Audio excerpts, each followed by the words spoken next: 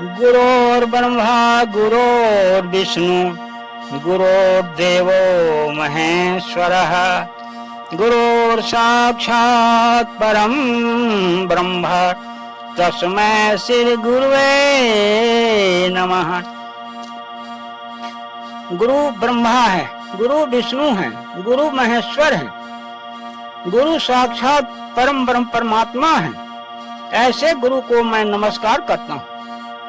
गोस्वामी तुलसीदास ने कहा है, बंदो गुरु पद पदुम परागा सुरुचि सुवास सरस अनुरागा अमिय मूर में चूरन चारु समन सकल भव रुज परिवारु बंदौ गुरु पद पदुम परागा सुरुचि सुवास सरस अनुरागा।